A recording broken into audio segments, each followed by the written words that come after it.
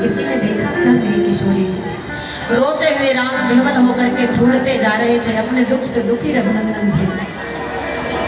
और इतने में रक्त से लथपथ गीधराज को देखे तो अपना दुख भूल गए और जटायु जी को उठाए, गोद में सिर रख लिए और पूछने लगे, ये कैसे आपकी हालत, ये कैसे होगी, किसने कर दिया, क्या हुआ? सारा वृतांत जटायु जी सुनाए और कहते हैं कि रघुनंदन आज मैं लज्जित हूँ कि मैं जानकी को बचा नहीं पाया। राम जी ने कहा कोई बात नहीं, परोपकार पर हित में आप अपने शरीर को त्याग रहे हैं, इससे बड़ा जीवन में कोई और धर्म कार्य नहीं है। इसके बदले आप जो मांगो सो मैं दूंगा। और अपने मन से कहता हूँ शरीर त्यागो, भले गीध जटायु गीध पक्षी हो, लेकिन फिर भी शरीर त्याग कर आपको साकेत ही मिलेगा, आप मेरे परम धाम को जाएंगे। और अगर कुछ और चाहिए तो मांग लीजिए। जटायु जी ने कहा बस एक चीज चाहिए। क्या? आप अपने दिव्य स्वरूप का मुझे दर्शन करा दीजिए। भगवान ने विशालतम स्वरूप धारण किया, चतुर्भुज बन करके गदा शंख पद्म चक्र हाथ में लिए, नीला सुंदर स्वरूप भगवान का, पीतांबर पहने हुए, स्वर्ण आभूषण पहने हुए, मंद मुस्कुराते तेज पुंज के साथ, सुंदर अधर और सुंदर चिक्कन कपोल जिस पर लटक घुघराले लटक रहे हैं, बड़े बड़े कजरारे, मोटे मोटे नेत्र और सुंदर वदन भगवान का देख करके आज जटायु गदगद हो गए, आनंदित आह्लादित होकर दर्शन किए। और उसके बाद जटायु जी का प्राण निकल गया। भाग्य देखिए जटायु का, परोपकार करने से, परहित करने से, दूसरों का भला करने से कितना बड़ा लाभ जटायु को मिला। भगवान का दर्शन, भगवान का बोध, भगवान का धाम और अंत में अंतिम संस्कार भी भगवान के हाथों मिला। अंत्येष्टि भी परमात्मा ने जटायु का अपने हाथों से किया। जो दशरथ को मुखाग्नि नहीं दिया वो आखिर जटायु को दिया। जिसके भाग्य में जो रहेगा वो चलकर आकर मिलेगा। शायद जटायु के अंतिम संस्कार भी एक कारण है, राम का वनवास। राम वन नहीं आते तो जटायु का अंतिम संस्कार कैसे करते, इसलिए राघव वन चले आए भगत का उद्धार करने के लिए। आगे बढ़े और जब आगे बढ़े महाराज वहां से चले हैं तो एक गंधर्व है जो दुर्वासा जी के श्राप से श्रापित है। उस गंधर्व को भी भगवान ने श्राप मुक्त किया और वहां पहुंचे जहां वर्षों से कोई इंतजार कर रहा था। बड़े दिनों से कोई बैठा इंतजार कर रहा था। आंखें बूढ़ी हो गई हैं, समझ में ना वे आएंगे कि नहीं आएंगे, लेकिन फिर भी इंतजार करती रहे। एक दिन घर के कुटिया के ऊपर कौवा बैठा और कौवा बोला, गोरहिये में कौवा बोला, शिवरी जी मगन हो गए। क्यों?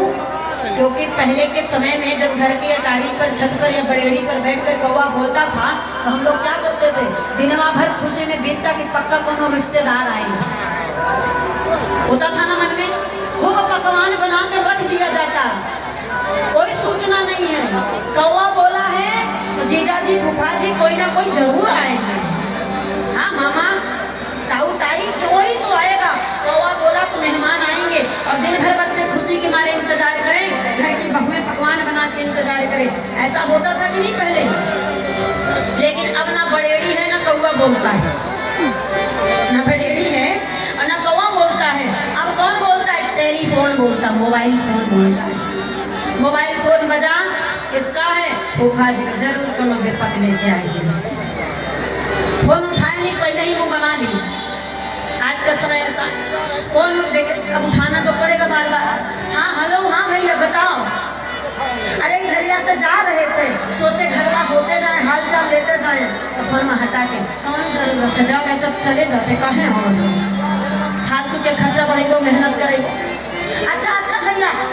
में आ जाओ भाई तो बढ़िया है। हमारे सबके सौभाग्य का है बहुरिया घर में गरिया में कि अब चली पूरी कचौड़ी बनाई। आप घर वाले अलग घर में आवे की दुकान छोड़ के चलिए इनके सत्कार करे बेटी। मेहमान के आने से पहले ही गरियाना शुरू कर देते हैं। ये आज का सब जनरेशन है, आज का स्वभाव, आज का संस्कार है। और ये कब का संस्कार था? ये कौवा बोलते तो दिनवा भर इंतजार किया करते थे, क्योंकि अतिथि देवो भव तब ये भाव था कि अतिथि देवता है। अब तो सीधे सीधे अतिथि आपको क्या दिखता है?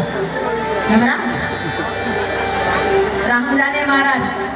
लेकिन ऐसा स्वभाव त्याग दीजिए, ये ठीक नहीं है। आप अगर किसी से संबंध नहीं रखोगे तो बुरे दिनों में काम कौन आएगा? संबंध इसीलिए होते हैं अच्छे बुरे में साथ निभाने वाला हो, चार लोग घर पर द्वार पर आने वाले हो। जब तुम नहीं रखोगे तो तुमसे भी कोई नहीं रखेगा, क्या जीवन मानव का रह जाएगा। इसलिए थोड़ा सा अपने स्वभाव में परिवर्तन लाइए, पुराने समयों से कुछ सीख लीजिए महाराज। बच्चों को भी सिखाइए सत्कार करना, स्वागत करना। अब सेवरी जी के दरवाजे द्वार पर कुटिया पर बैठा कौवा बोला, सेवरी मगन हो गई। सेवरी जी को लगा भगवान आएंगे, क्योंकि उन्हीं का इंतजार है। वही एक अतिथि हमारे घर में और कोई है ही नहीं। अब वही आएंगे, गुरुजी ने कहा है आएंगे।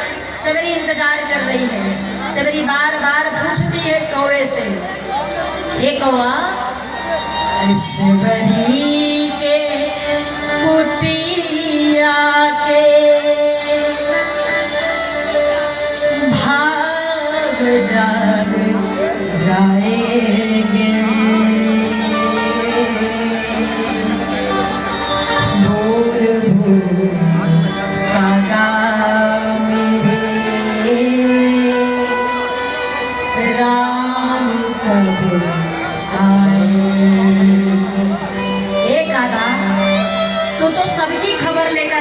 सबके घर सुनाता है। मेरे घर भी सुना दे मेरे राम कब आएंगे। नयन थकते थे जो रास्ता वहां आना जरूरी था। राम जी ऐसे नहीं आए, आंखें पलकें बिछा कर देख रही थी भैया। नयन थकते थे जो रास्ता वहां आना जरूरी था, कहीं लंबी प्रतीक्षा का सुफल पाना जरूरी था। वहां रावण को लक्ष्मण ही अकेले मार सकते थे, वहां रावण को लक्ष्मण ही अकेले मार सकते थे, मगर सेवरी के घर तो राम का जाना जरूरी था। मगर सेवरी के घर तो राम का जाना जरूरी था। रावण को तो लक्ष्मण जी भी आके मार देते, लेकिन राम जी को तो सेवरी के घर भी जाना था। इसलिए कैसे ना आते महाराज।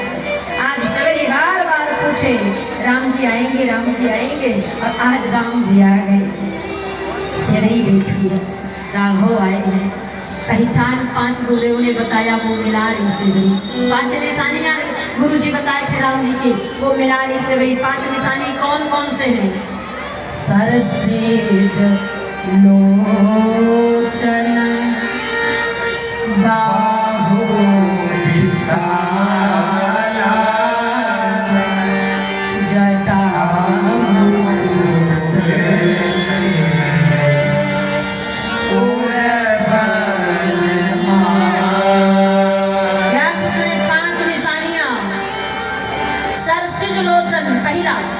बड़े बड़े सुंदर कजरारे मोटे मोटे आंख वाले होंगे। ऐसी आंखें किसी के नहीं मिले विदेशी में। देख लो खुदा ही इनके जैसा नेत्र है किसी के पास। और दूसरा बाहु विशाला, आम लोगों से भुजाएं बड़ी होंगी, लंबी होंगी, घुटने तक पहुंचने वाली होंगी। और तीसरा जटा मुकुट सिर, जटाओं का मुकुट बना करके रखे होंगे। सोने का हीरा मोती से जड़ा मुकुट नहीं पहने होंगे, जटाओं का मुकुट होगा। और उर बनमाला, गले में तुलसी का माला होगा, बनमाला पहने होंगे। ये 4 निशानी। और 5वां श्याम गौर सुंदर दो भाई। ये जब आएंगे, एक गोरा एक सांवला, दोनों साथ में आएंगे। सेवरी देखी बड़का नेत्र वाले, बड़का हाथ वाले, जटा कर सिर पर मुकुट बांधे और गले में बनमाला, गले में बनमाला पहने, और अगवा अगवा सांवले राम, पिछवा लक्ष्मण है। तो सेवरी जान गई यही हमारा राम है।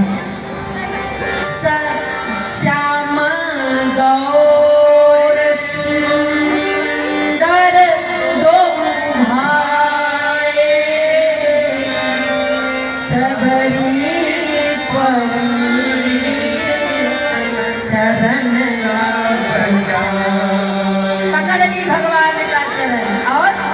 प्रेम मगन मुख वचन पुनि पुनि पद सरोज सिरना।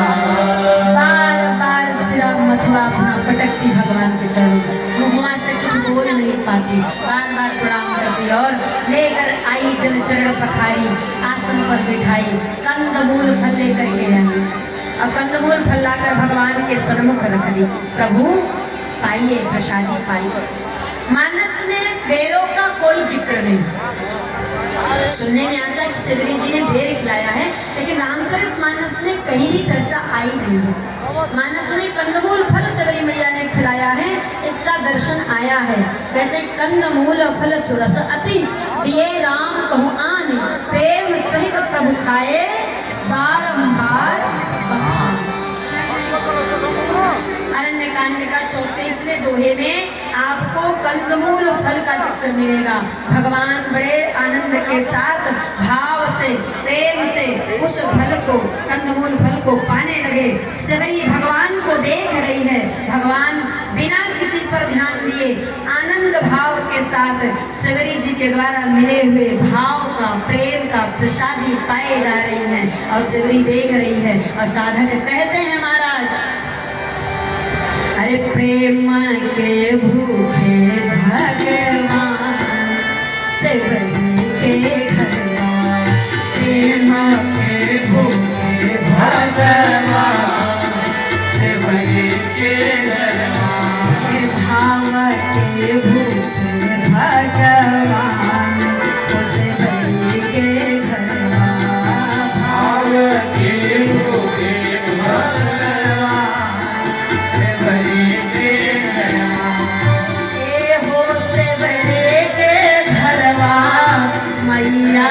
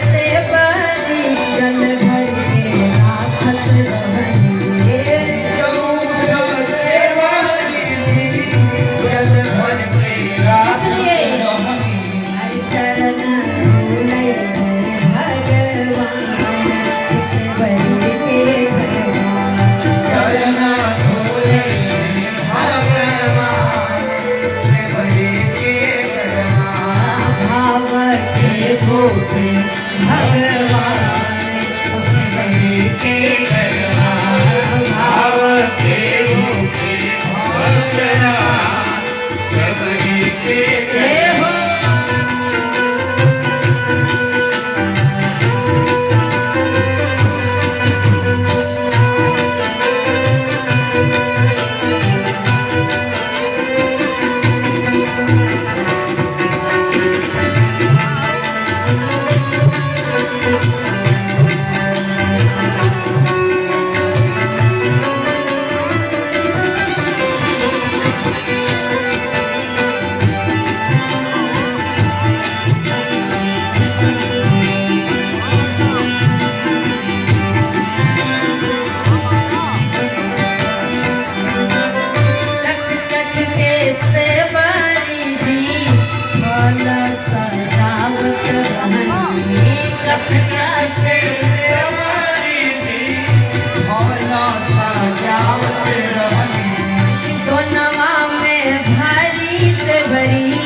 फल भरी नावत रहनी नवा में भरी से भरे फल भारी नावत रहनी भोगवा गई भगवान भगवान गई भगवान उसे के भगवान भगवान गई भगवान सबरी के घरवा प्रेमा के भूखे भगवान सबरी के घरवा प्रेमा के भूखे भगवान सबरी के घरवा ए हो सबरी के घरवा मैया सबरी के घरवा ए हो सबरी के घरवा मैया सबरी के घरवा भावा के भूखे भगवान सबरी के घरवा भाव के भूखे भगवान सबरी के घरवा भाव के भूखे भगवान सबरी के घरवा भाव के भूखे भगवान सबरी के घरवा प्रेम से बोले भक्त वत्सल भगवान